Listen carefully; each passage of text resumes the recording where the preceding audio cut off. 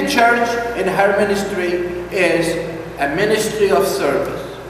The idea of the Holy Father is to bring Jesus to his flock. What do you think our Holy Father at the age of 81 needs to go to Australia? Why do you think the Holy Father needs to go to parts of the world so that he will make the message known? Because that is his office, to bring Jesus to the people and to bring people of God to God.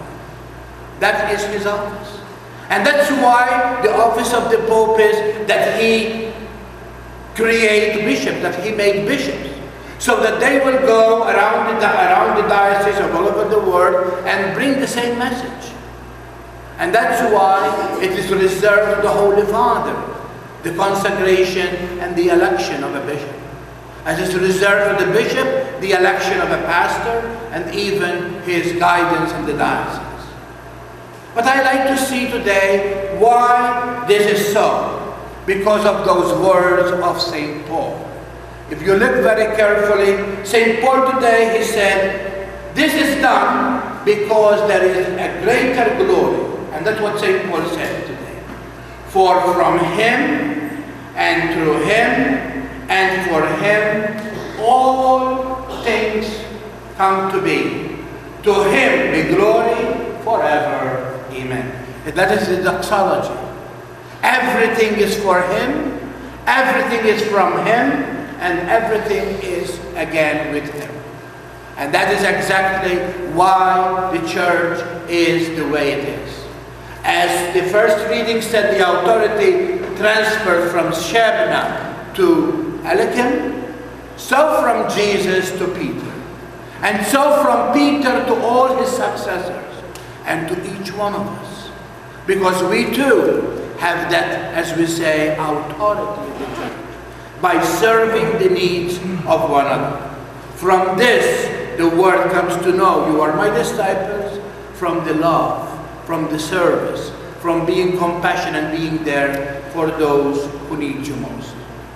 Today we have with us the family, and we have really a little baby here, Thomas John, and they are going to baptize him and present him to God for a journey of faith.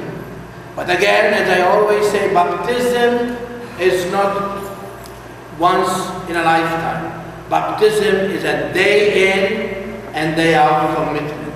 We give it once in a lifetime, but every day we live our baptism by rejecting the sin from our life and professing daily our faith. What's good it is that we baptize this baby, and then that baptism has no link or continuation in the life of these little ones.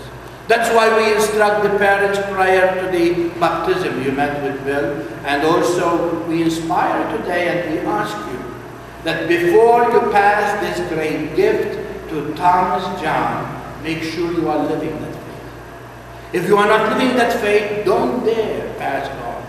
Because by right you are the first teachers of this little child. This child is going to be entrusted to you for this 5-6 years at your care. And you have to pass on, and you have to give him the best that you can. So this young man will be the future of our church and the foundation of our society. Remember, dear people, we are not going to make miracles. What you give us at the age of 7 is what we have to build on. You are the one who laid down the foundation, and don't expect any priest or any nun or any education in our diocese is going to take place. Your responsibility. And so what I ask of you is that you really understand the importance of prayer. The prayer at home together. This child needs to know that, needs to grow in the doctrines. The prayer that we say every Sunday here at Mass, because the Sunday Mass is not part of your schedule, then what you are doing is for grandma to know, and for grandpa, and for the partner that you are going to have, which has no meaning for us. We are not baptizing for a ceremony, we are baptizing for a lifestyle. And you are the lifestyle of this child. You are going to set the tone, so that when you are going to entrust him to the education of the church, he is going to have already a background, already a foundation where he is going to grow from. And so we congratulate you today. Your job as parents is not easy. You are living in a world that has no God. In fact, if God entered into the atmosphere of this world, you are going to have trouble, because there is going to be rejection, there is going to be a lot of frustration.